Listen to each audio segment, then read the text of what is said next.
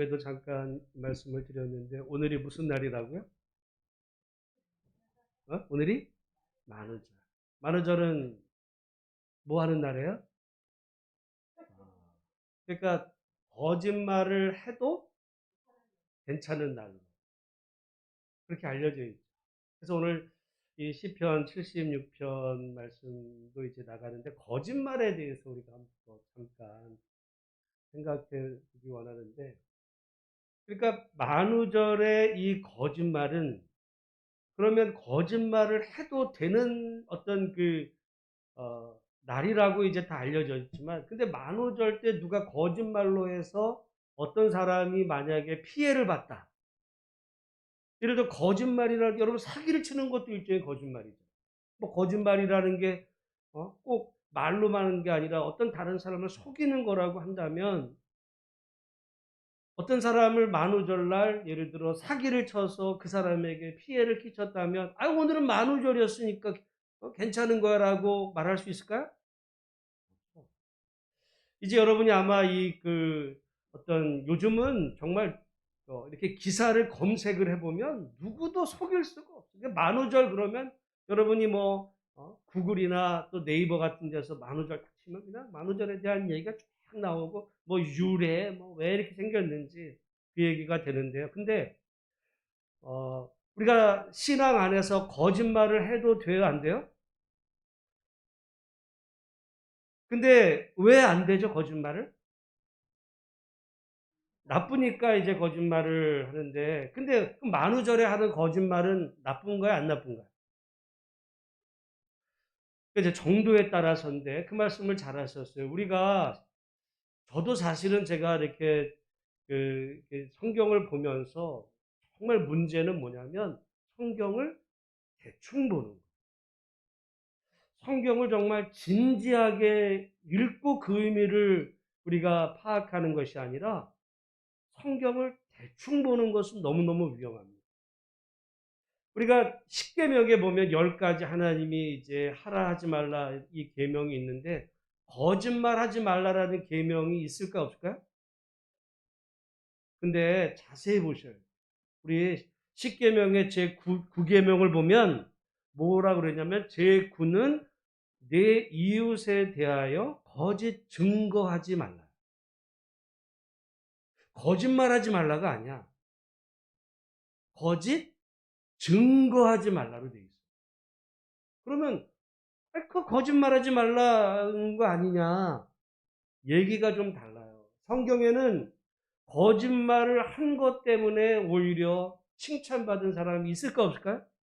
있어. 누구? 기생라합. 기생라합은 거짓말을 했어. 그죠?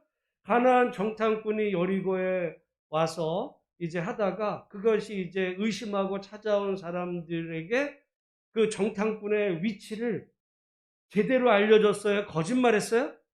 거짓말했어. 그래서 거짓말로 해서 그 정탐꾼을 살려줬어요. 그러면 그거 죄야 아니야? 거짓말하지 말라 그랬는데, 그러면 기생나합은 죄진 거야 안 진 거야? 그러니까 그러면은 죽을 자를 살리면은 거짓말해도 이제 되는, 그러니까 거짓말이라는 게 성경에 거짓말 하지 말라 그랬으면은 예외가 없어야 되는데, 기생나합은 살린 것 때문에 오히려 이제 칭찬을 받았는데, 그러면 만약에 그 기생나합이 예를 들어 십계명을 알았어, 예를 들어 십계명을 알았어. 성경의 십계명에 따르면은 거짓말하지 말라 그래요. 그러니까 가나안 정탐꾼이 어디 있냐라고 묻는 병사들에게 난 거짓말하면 안 돼. 그래가지고 쟤들 저기 있어요. 그러면은 잘한 걸까 못한 걸까?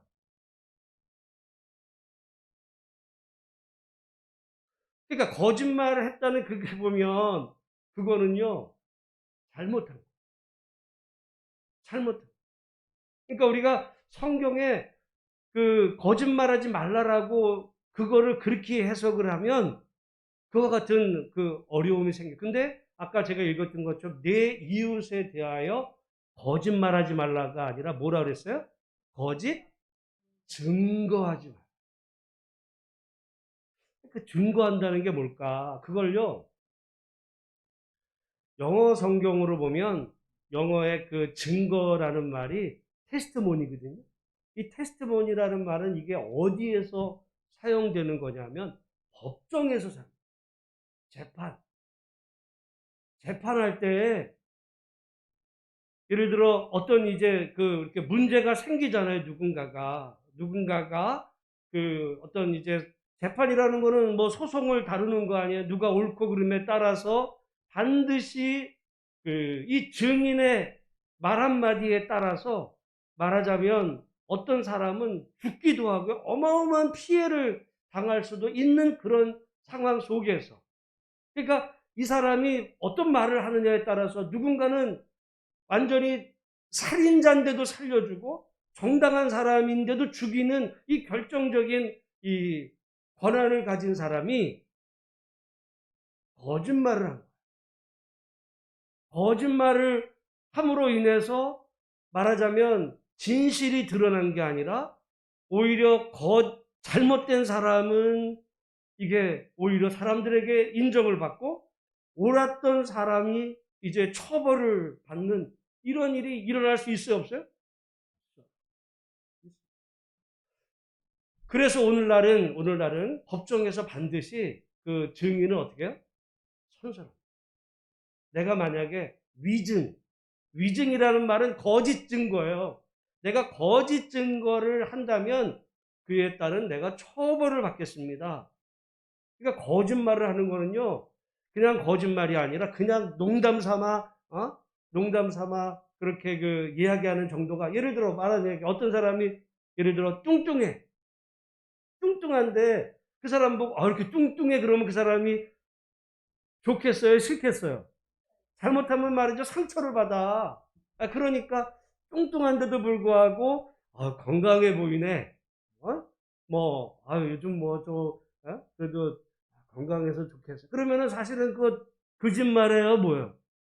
일종의 거짓말이야. 그러니까 나는 거짓말을 절대 할 수 없어. 사람 보고 너 이렇게 뚱뚱해, 너 이렇게 못생겼어. 그거는요, 그건 거짓말하는 게 아니라 사리 분별이 없는 거예요. 상황 판단 못하는 거지.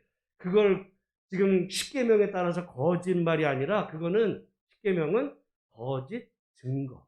재판에서 결정적인 어떤 이 판결을 왜곡시킬 수 있는 그런 상황에서 이제 그 위증을 하게 되면 오늘날은 처벌받습니다. 그래서 구약 시대에는 그럴 가능성이 사람에게 있죠. 있어서 반드시 그 증인은 몇 사람 이상이어야 돼요? 두 사람 이상.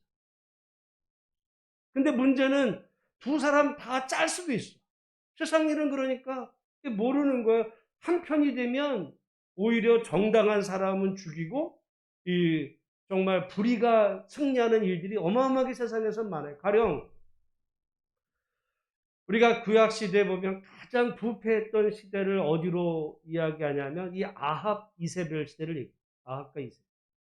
그 아합과 이세벨 시대에 말하자면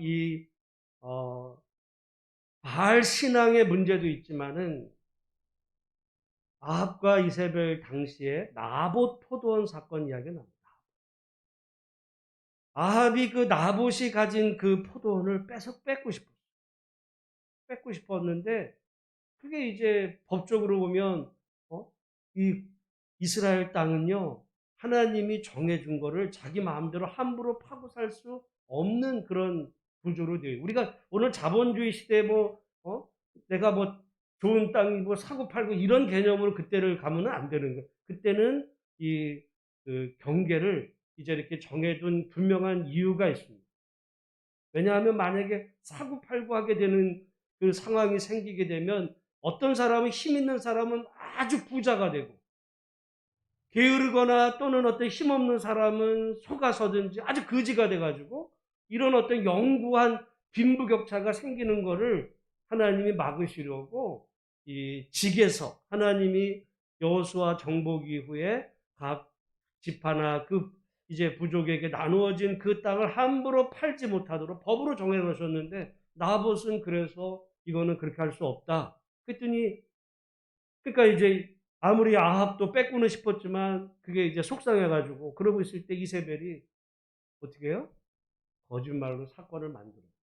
그래가지고는 도리어 이 나봇을 하나님을 모독, 왕을 저주했다. 이런 어떤 위증을 이제 하게 해가지고 위증을 하게 한 거예요. 위증. 그래서 나봇을 다 죽입니다. 그리고는 바로 챘어요. 그러니까 그런 일이 성경 시대에 일어나므로 이 위증을 한다는 거, 거짓 증거하는 거는 그냥 장난으로 거짓말하는 정도가 아니라 그것으로 인해서 어떤 피해되는 사람은 엄청난 피해를 보는 그런 일에 대해서 하지 말라. 우리가 친구끼리 이야기하면서 뭐 그냥 우스개 농담하지 말라 이런 얘기가 아니에요. 물론 그런 농담을 자꾸 하다 보면 농담인지 진담인지 하다 보면 이제 그런 성향이 잘못돼가지고 사기꾼으로 갈 가능성도 있으니까 우리는 가급적 바른 이야기를 해야 되지만 여러분 아까 말씀드린 것처럼 그 기생 라합은 오히려 거짓말한 게 칭찬받았고 진실을 말했다면 오히려 라합은요 오히려 살인하는 일의 방조자가 된 거예요. 근데 여러분 그 기생 라합의 입장에 돌아가서 거짓말하는 게 쉬웠을까요? 사실을 말하는 게 쉬웠을까요? 사실을 말하는 게 쉬워. 왜? 어? 그러니까 만약에 그 우리가 결과적으로 그렇게 말하자면 정탐꾼을 살려준 게 잘 됐다고 이야기되지만 일반적인 현실에서는 그 여리고 안에 지금 라합이 살고 있어야 되잖아요. 근데 나중에라도 라합이 그 정탐꾼을 어떻게 해서 빼돌렸다라는 걸 알면 그 여리고 사람들이 어떻게 생각하겠어요?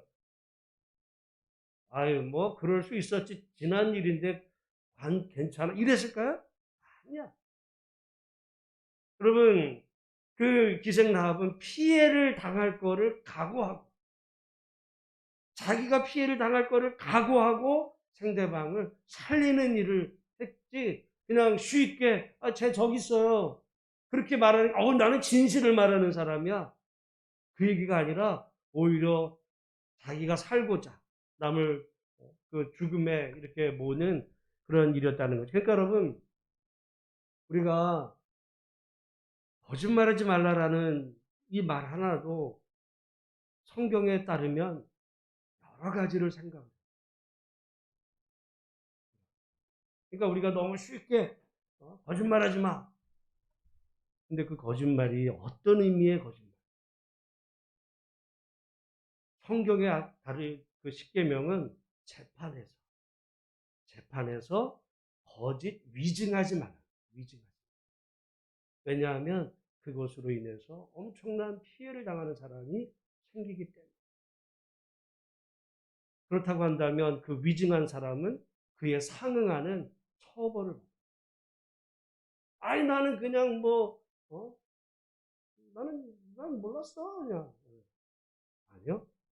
그러니까 누가 예를 들어 어떤 그 상대방에게 피해를 끼치는 그런 말들에 대해서는 그 말을 한 사람은 성경에 따르면 어떤 일이 벌어져야 되냐면 그에 상응하는 대가를 치러야 돼요.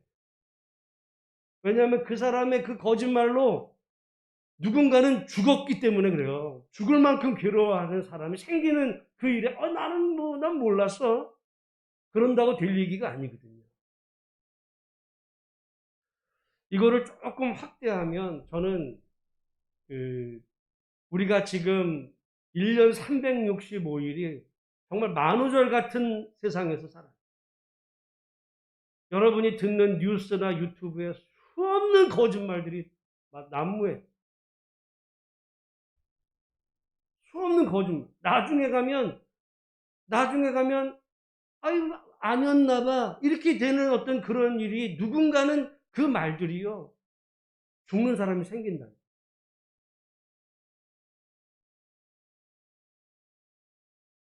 한때 우리나라에서 제일 그 대통령으로 욕먹었던 사람인데 지금 전 국민에게 최고로 좋아하는 대통령을 얘기하면 누구 얘기해요?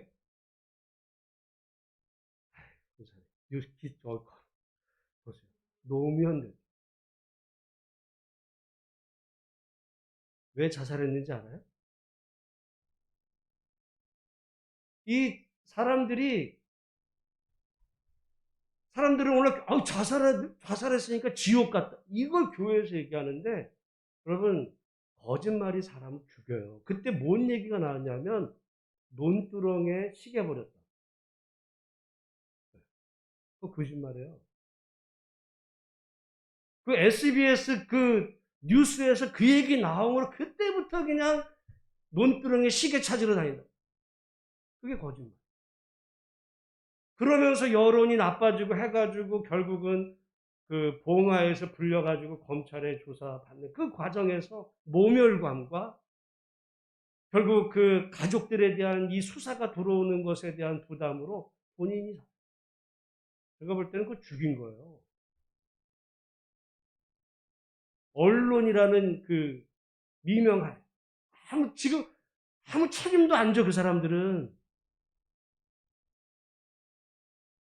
죽인 거예요. 그래서 이제 미국 같은 나라는 그래서 뭐가 생기냐면 징벌적 손해배상자라는 게 있어요. 뭐냐면 아무리 언론이라 그래도 거짓말, 어떤 정치적인 목적으로 누군가에게 피해를 끼치는 그 기사를 만약에 실었어. 근데 그것으로 인해서 어떤 사람은 치명적인 결과를 낳았어요. 그러면 그 기사를 쓴 방송국이나 또는 그 언론사는 그 피해에 상당한 책임을 져요. 배상. 그게 천문학적인 비용이에요. 왜? 대통령 한 사람의 죽음의 몸값은 얼마야? 그 사람이 죽은 그 몸값은 얼마야? 그 논두렁에 시계 버렸다라고 하는 그 보도를 한 그 사람 지금도 지금 보도하고 있어요. 지금 10몇 년이 지났는데 지금 모 방송국에서 지금도 그 사람 아나운서야. 책임 안 져. 미국 같았으면요. 그 회사는 망했어. 그러니까 우리가 이런 일을 보면서 우리가 이것이 그 뭐 개인 사생활의 어떤 뭐 영역에서 잠깐 뭐 이렇게 농담으로 이런 거짓말하지 말라는 게 아니라 성경에서 내 이웃에게 거짓 증거하지 말라고 하는 이야기는 거의 재판과 같은 이런 상황에서 어떤 그 거짓말에 대한 이런 것이 상대방에게 심각한 피해를 끼치게 하지 말라. 그걸 하나님 앞에서 어마어마한 죄예요. 뉴스라는 타이틀을 써가지고 거짓말을 해놓고서도 사과하지 않아. 미국 같았으면 그 방송국 망합니다. 그냥 망해요. 근데 우리는 제가 볼 때 우리나라 최고 권력은 언론이야. 왜? 바뀌지도 않아요. 그래서 어떤 정권이 들어서 거기 쫙 붙어가지고 지난 정권 막 욕을 해요. 그러다가 또 요 정권이 힘 빠지면 그 다음엔 또 가고 저기 붙고. 그래가지고 명맥을 유지하는 권력이 됐어요.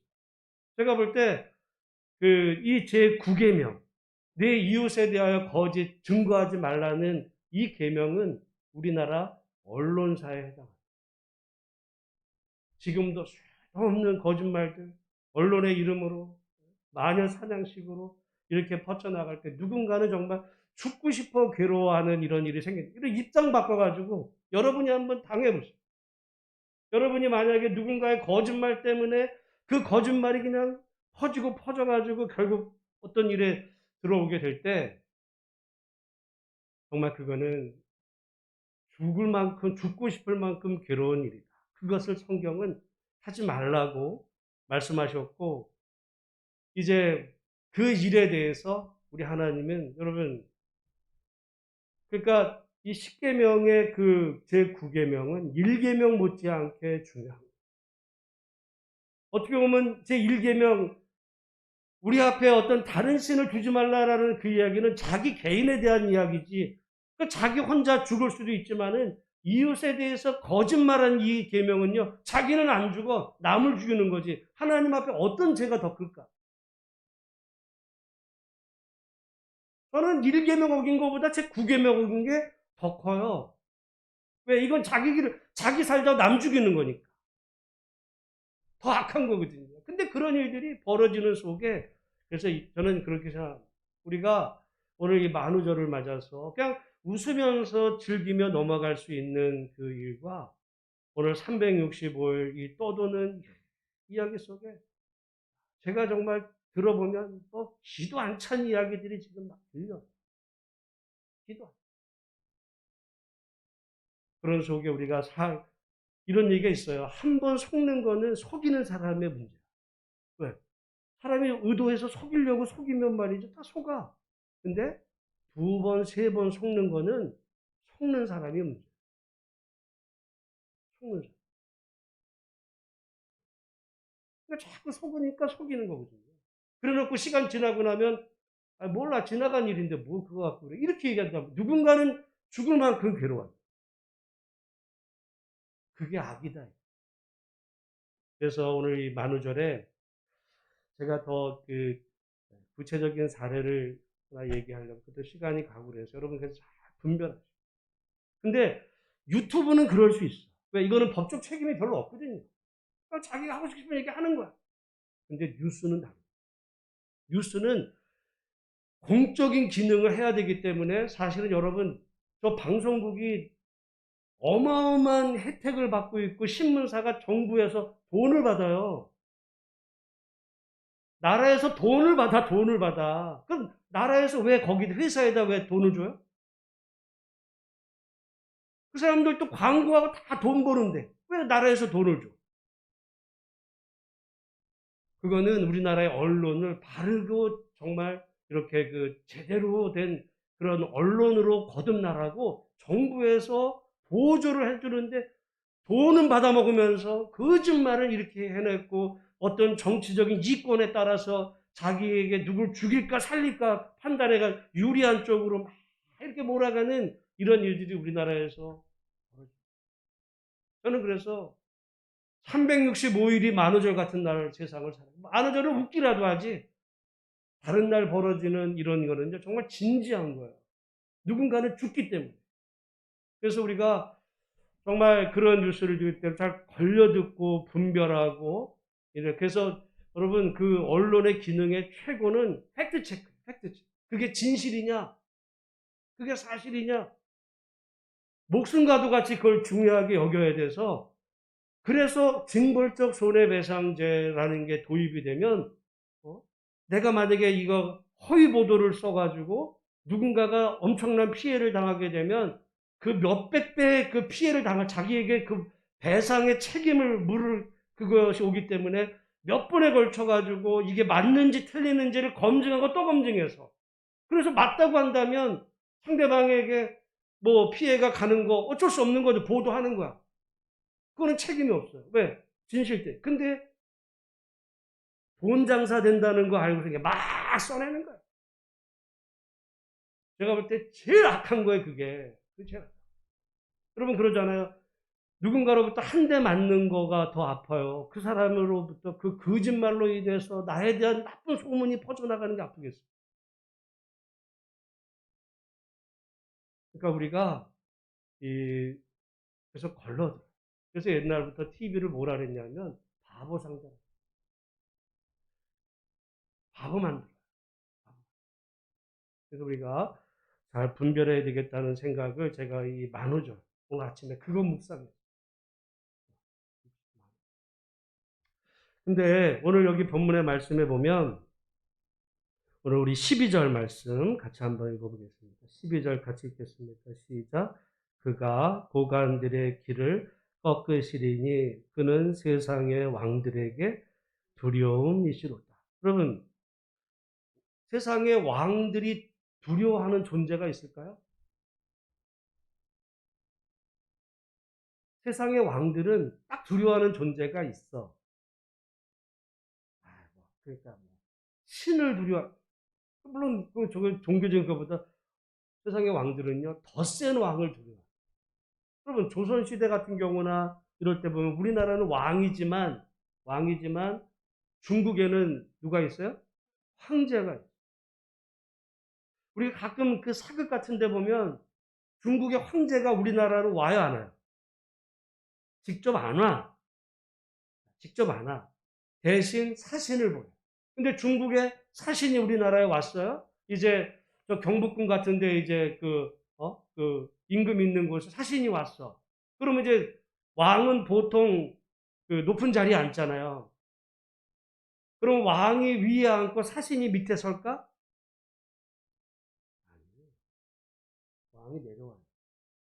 그리고 그 이제 사신은 물론 옆에 뭐 서기도 하고 그 때에 따라서지만 사신이 위에 서거나 아니면 황제를 대표하는 무슨 어떤 상징물을 딱 올려놓고 거기에 이제 왕이 부복하는 거죠. 그러니까 세상의 왕들에게 여기 지금 그가 고관들의 길을 꺾으리시니 그런 세상의 왕들에게 두려움이시로다. 이 얘기는 그 하나님은 결국 어떤 분이시냐? 만왕의 왕이시죠. 모든 왕들 중에 왕. 근데 세상의 왕들은요, 그 하나님이 그런 왕이시라는 것을 이제 잘 인정 안 하고, 자기가 왕이, 왜냐면 자기 나라 안에서는 자기가 왕 노릇하는 거야. 그냥 쟤 죽여, 쟤 살려, 그냥 마음대로 다 빼서 자기 마음대로.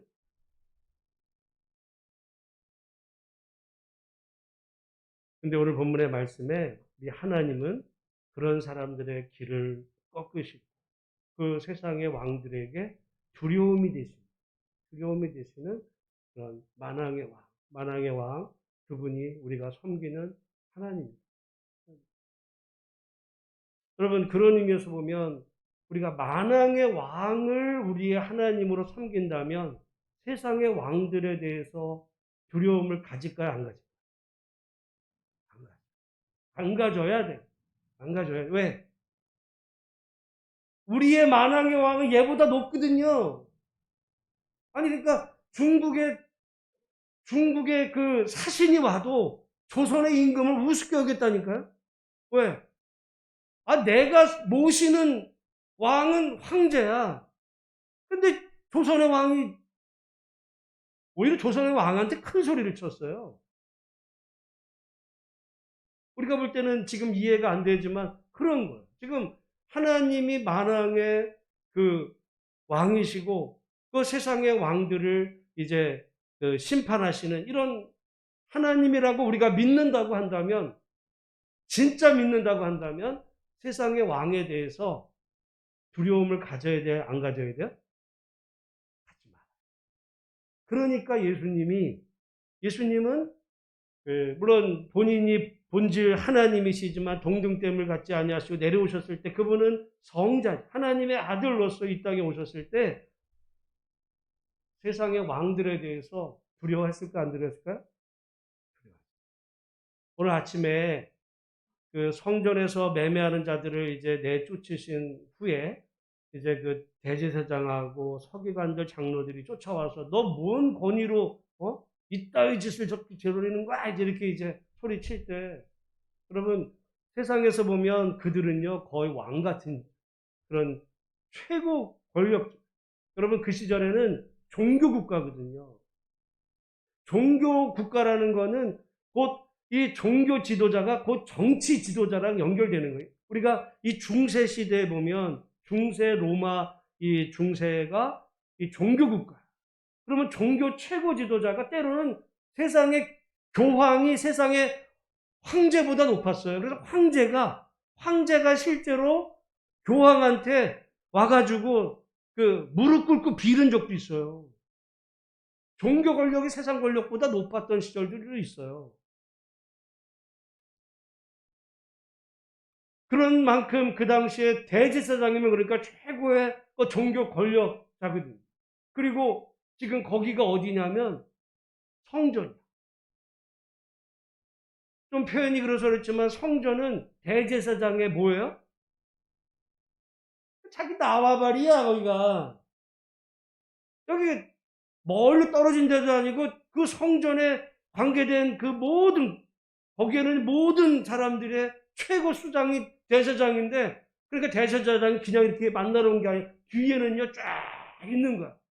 이게 쫙 깔고 나온 거예요. 뭐가 무서워?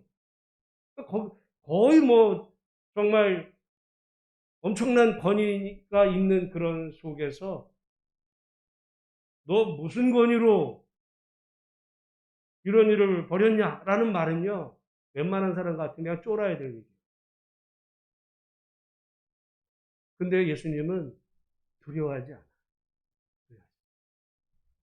도리어 비유로 그들이 두려워하게 만들어요.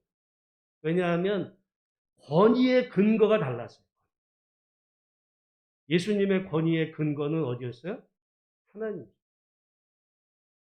하나님의 권위.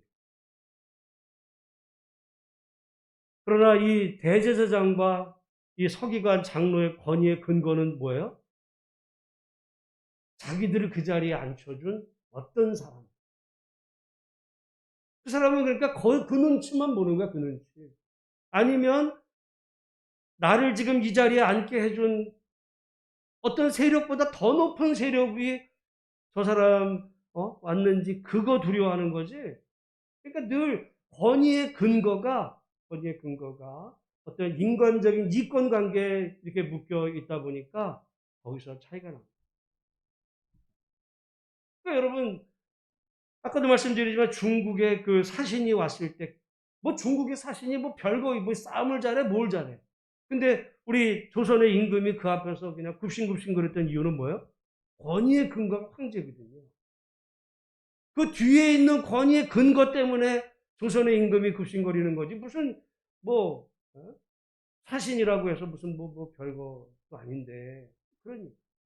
그래서 오늘 우리가 내 권위의 근거, 정말 오늘 나를 있게 하는 그 나의 그 존재의 그 근거, 그게 무엇인지를 우리가 그 분명하게 생각하는 것이 중요합니다.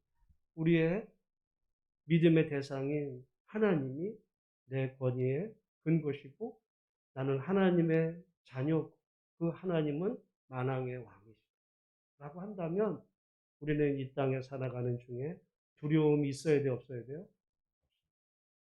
여러분, 만약에 조선시대 같은 경우에 왕이 있고 다음 왕이 이어받을 사람이 세자야. 세자가 어려도 다른 지금 어린 세자야. 뭐 한 10살 됐다고 쳐봐. 애잖아. 그러면은 나이 많고 뭐 공부도 많이 한 정말 이런 영의정, 뭐 이런 사람들이 야, 일로 와봐. 이렇게 얘기해? 죽어. 죽어. 그래도 막 세자. 왜? 얘는 차기 왕이 될 존재고, 또는 세자가 아니도 왕자들한테도 그래요. 왜냐하면 이 왕자들의 권위의 근거는 왕이거든. 거의 왕과 동격이에요. 얘를 무시하는 거는 왕을 치는 거야. 영모거든요. 그러니까 무서운 거야. 그러니까 여러분, 우리의 그 권위의 근거가 어디에 있는가를 생각해 보는 건 굉장히 중요한데, 오늘 본문의 말씀에 그는 세상의 왕들에게 두려움의 대상이 되는 바로 그분이 우리가 믿음의 대상. 그렇다고 한다면 그분을 우리의 왕으로, 우리의 아버지로 모신 우리는 세상의 왕들에 대해서 두려워하지 마. 근데 세상에 어떻게 보면 이 공권력, 사람들은 사실 보이는 어떤 그런 세력들을 두려워하죠. 보이는 세력들. 근데 그 너머에 계신 하나님에 대해서는 우리가 두려워하지 않습니다. 그래서 오늘 이 만우절의 이 날에 우리가 오늘 함께 기도하기 원하는, 그건 제가 그래서 늘 말씀드리는 게 분별. 하나님의 말씀도 제대로 분별하고, 우리가 세상에서 벌어지는 일들에 대해서도 제대로 잘 분별하고. 어떤 사람들의 거짓말하는 선동에 넘어가죠. 왜냐하면 마귀는 거짓의 아비. 모든 거짓말의 배후에는 마귀가 있어요. 그걸로 사람들을 분열시키고 누군가를 모함하고 누군가를 결국 죽음에 빠뜨리고. 근데 거기에 교회가 껴가지고 거기에 동조를 하고 오히려 더 말을 퍼뜨리고. 그건 신천지나 할 일이지 교회가 하면 안 돼. 교회는 오히려 정말 영적 그 진리의 기관으로서 세상에서 벌어지는 이 온갖 혼탁한 속에서 정말 참 진리의 근원이신 하나님의 그 뜻 안에서 세상에서 벌어지는 일들을 잘 분별해낼 수 있습니다. 그래서 저는 선지자라는 말이 굉장히 중요한, 먼저 아는 거야, 먼저. 어떤 일을 바라볼 때, 사람들이 이 말 저 말 할 때, 누가 그랬어? 누가 그랬어? 잘 분별해 봐서, 먼저. 그래서 제일 싫은 말이, 누가 그랬어? 누가 그러는데 이러더래. 그러니까 그, 누가 그러더래는 말을 분별해 봐. 내가 TV에서 봐. 속인다니까. 그래서 내가 요즘 그러다 보니까 그 얘기만 하고 이제 기도할 텐데, 요즘은 박근혜 대통령이 억울하겠다는 생각이. 한 5년 전에 그렇게 떠들었던 그 얘기가 진짜였어요. 요즘 다시 의문이 생겼습니다. 요즘 검찰이 하는 거 보면, 억울한 일이 있었겠다. 거의 무죄됐어요. 전 국민이 박근혜 대통령 다 죽이라고 할 만큼 그랬는데, 지금 돌아보니까 그때 기소됐던 거 말도 안 되는 얘기들이 많아. 근데 안 믿어, 이제도. 그래서, 그러면, 아까도 말씀드렸죠. 노무현 대통령도 논두렁식에 거짓말 했다니까요? 그 일을 다 어디서 한 일이야? 뉴스가 한 거예요. 자기들은 책임 안 져. 이제 또 누굴 죽일까? 지금 또 그러고 있죠. 2억짜리가 2만 원짜리를 2억이라고 지금 얘기하고 있다는 거 아니에요. 알면서도 그렇게 얘기를 해. 죽이려고. 또 시작이야. 진짜. 그래서 우리가 이 잘 분별하면서 정말 이 세상에서 벌어지는 일에 한 번 속기 두 번 속아. 두 번, 세 번 자꾸 속으면 속는 사람이, 그러니까 차라리 그냥 뉴스를 끊어버리고, 이게 정말 그냥 기도나 하고, 말씀이나 연구하고, 이러는 게 더 낫겠다. 이런 생각도 들 만큼, 여러분, 그렇습니다. 오늘, 그런 의미에서 오늘 우리가 섬기는 하나님은 만왕의 왕이시다 라는 사실을 기억하고, 그분이 정말 우리의 왕이시라면 우리 안에는 두려움이 없어요. 두려움 없어요. 이 말을 할 수 있어야 돼, 그러지. 왜? 우리의 권위의 근거가 하나님이시기 때문에. 우리 그런 의미에서 오늘 혹시라도 우리 안에 지금 두려움의 어떤 문제가 있다면 정말 그 문제를 하나님 앞에 또 아뢰면서 함께 기도하시길 바라고, 우리